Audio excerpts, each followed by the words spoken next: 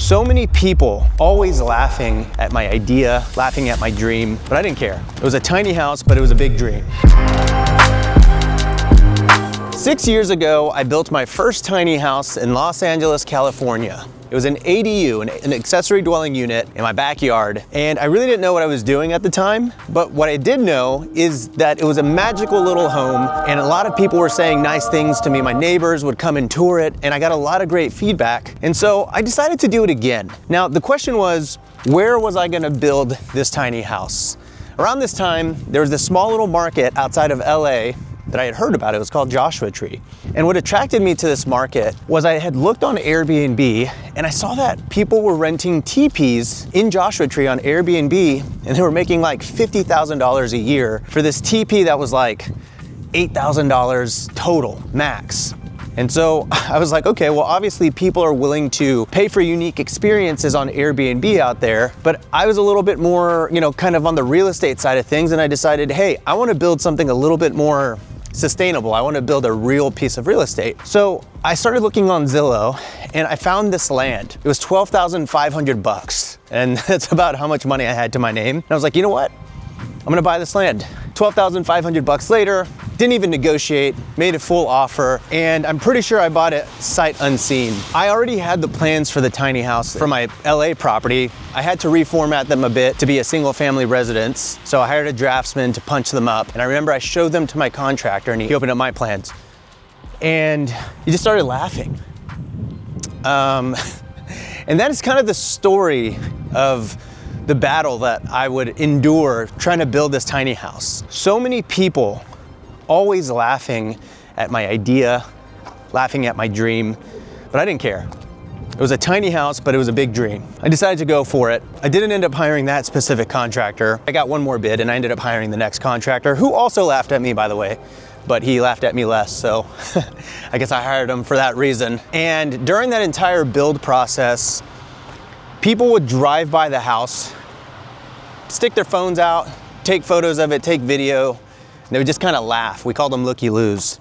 Some people liked it, but some people were like just shocked that anyone would ever just build a little tiny house out in Joshua Tree, California, because it was a kind of an emerging market at that time. Well, I had built my first tiny house in Los Angeles for $72,000. I figured, okay, well, if I hire a full-on contractor, it's probably gonna be a little bit more. And so that next tiny house actually ended up costing me a total of about $155,000 plus another $10,000 for all my furnishings. So I always say that the build and kind of that whole project was $165,000. And I remember posting that on YouTube, doing a tour, and so many people with their opinions, usually people that have never built a house before, laughing and be like, I can't believe you got ripped off. You paid $165,000 for that. In Alabama, I can have a 4,000 square foot house for $130,000. And that was really the type of commentary that I would get. But what was really interesting about this house is we had paid for it cash, meaning we had used our own funds to fund the entire construction. And then we did a cash out refi. Basically means that the bank appraised it and gave us 75% of that value in the form of a 30-year loan. So the house appraised for $222,000. I'll never forget that number, because that number at 75% basically equals $165,000. So I got every single dollar that I invested into that property out. That was a huge moment for me because I had expected to leave $5,000, $10,000, $20,000 into that property in trapped equity, but I was able to get all of it out, which would put ultimately that property at what's called an infinite return. So for me, I had already kind of felt like I was playing with the house money at a casino, to put it in a very, very bad analogy. And I was like, well, you know what? It was kind of a free house because the bank paid me back for it. Obviously, I still have the loan on it. But I was no money out of pocket, which was huge. Hey, really fast, when I got into the world of tiny homes and Airbnb, I didn't have a formalized process for finding profitable Airbnb markets. But over the years, I would take every single thing that I learned and I would use it to create what I call the destination method, which is my 7-step data-backed method for finding high ROI Airbnb markets. This is the exact framework that I personally use and that I teach all of my students for finding their next Airbnb. If you want my full methodology on how I I do this, then you're gonna wanna join my upcoming Destination Method workshop this Wednesday. It's 100% free. We max it out at 500 people. So if you wanna join this workshop, I'm gonna leave a link in the description down below for you. Again, it's free, so please sign up as soon as you can, because if you don't snag your spot, you're not gonna make it in. All right, back to the video. Even though I would still kind of hear from the trolls on the internet, this little tiny house ended up actually, pumping out a pretty good amount of cash over the years. Now, it made more at the front end of its life than it did on the back end of its life. I think the first year, it did about 80,000. I never remember, it might've been 78, it might've been 83, I'm gonna just say 80. The next year, I think it did 55, and then it kind of stabilized at like 45 for the next couple of years. But my mortgage was like 900 bucks on this place, so I was always still making money on it. And what's really interesting is, I had built this property with my parents. They had invested $37,000 of the $165,000 to build this house. I approached them with this property because I said, hey, if you guys can kick in the rest, I'll make you 50-50 partners. And I could have figured out how to get the $37,000 in other ways that I wouldn't be proud of. But what I wanted was to bring my parents in on something and help them kind of carve out a little bit of retirement. And so this was kind of my way of, I don't want to say throwing them a bone, because that would actually be a huge understatement to everything they did for me, but this was kind of my way of repaying them. It's not something that they asked for, it's not something that they cared about, but my parents are immigrants, and they gave up everything to come to America. And my father was a doctor in Mexico, and so my mom had a great job too, and they really sacrificed everything for me and my sisters to, obviously I wasn't born yet, but for their kids to have this great life, right? And so I'm always very thankful of that. And so this was kind of my way of saying, you know what, come in on this, mom and dad, I'm gonna take care of you. And I did. I was able to repay all of their money that they invested pretty quickly. And then it got to the point where the rest of my Airbnb portfolio ended up actually providing for me. I ended up making much more money than that tiny house for my other properties over the years. And so I got to the point where any real profit I made from Casa Conejo, I actually decided to just give to my parents.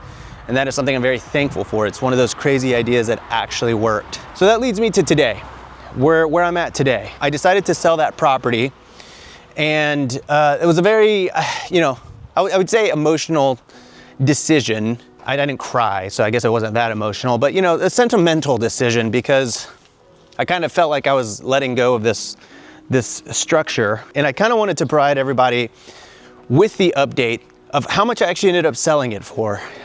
Many of you probably know if you've been sleuthing me online and just keeping track on Redfin and Zillow. But if you recall, I decided to sell this property a couple months ago. The reason I wanted to sell it was because I'm genuinely trying to consolidate my portfolio, take all equity that I have, and move it into more impactful real estate plays. And so I ended up actually closing on a 13-unit development in Fredericksburg, and that's kind of my new thing. I'm gonna be talking about that way more here in the next coming weeks. I've been in Copenhagen for the past month, so I haven't actually been able to go out to my own development and make content about it, and it's freaking killing me, but here goes. So Casa Conejo cost me $165,000. In my mind, when I was trying to sell this just to get the equity out, again, everything is a win at this point because I got all my money back. I made great cash flow. I got great tax benefits. So any amount of money I could squeeze from a sale was just gonna be juice. In my mind, I was like, well, it's probably gonna be worth about 250,000 bucks. And the reason I felt that way was because I was like, well, it's a tiny house. It's only officially 335 square feet. So, just taking the average square foot of Joshua Tree, we're talking like, I don't know, what, 200 bucks, 300 bucks a square foot. We'll go $300 a square foot. If you were to multiply that by the square footage, this house is worth $90,000. So for me, I was just like, dang it, like I'm really not gonna be able to pull much of a profit out of this property. But if I could sell it for $250, I would be clearing about 100K. And that to me would make this a grand slam deal. Well, I text my realtor and I tell him I wanna sell it. I tell him the number I have in mind, and he goes, oh, no. He's like, I'm thinking 350, man. I'm thinking we go for it.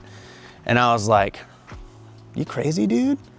Are you sure? And he was like, yeah. He's like, but there's things that we have to do. So he put together this whole plan on how to revamp the backyard. He put together this whole plan on you know, how to landscape this place and how to just make it the belle of the ball, because truthfully, you know, over the years, it was an Airbnb, so it had a fair amount of wear and tear. He assembled a really great team of people. They were in there every day for, seems like 2 or 3 weeks, just doing all these little tiny punch list things.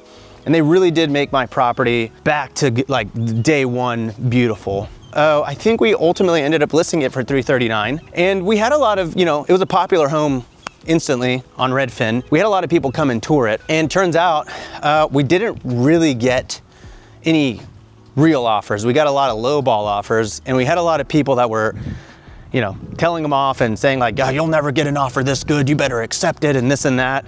And you know, I kind of understood, because I'm like, it's a tiny house, like how much can we really sell this thing for? But he told me to hold strong, so Joey, I appreciate you. Thank you for telling me to hold strong. But nonetheless, we didn't end up really getting any bites, so we reduced the price down to, I believe, $325,000. A week or two later, we ended up getting an offer for $320,000. And that was like a instant acceptance. To go under contract for $320,000 is absolutely wild for a 335 square foot house. What's really interesting is that it was almost too good to be true. Like, the inspection was great. They didn't really hammer us on any repairs. The appraisal was actually the part that we were the most scared about.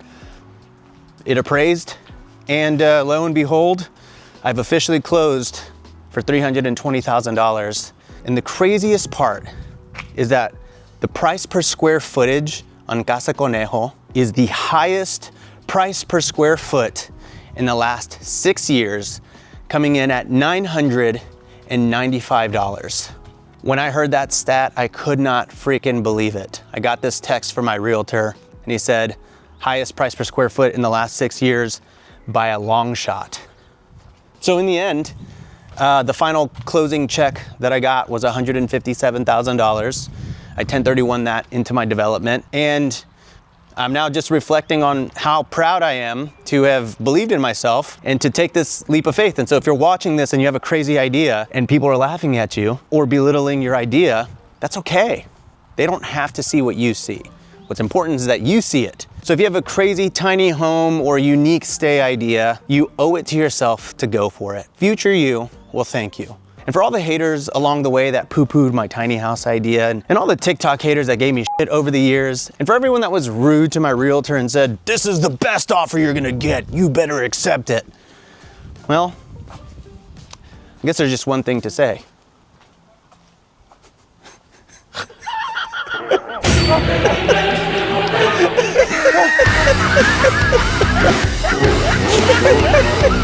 By the way, I just had to do that in I just had to fake laugh in this Danish neighborhood, and I definitely look like a serial killer. Don't forget to like and subscribe. And if you've never really gotten to check out my tiny house or anything like that, then check out the original tour from 4 or 5 years ago that really put me on the YouTube map. See you over there.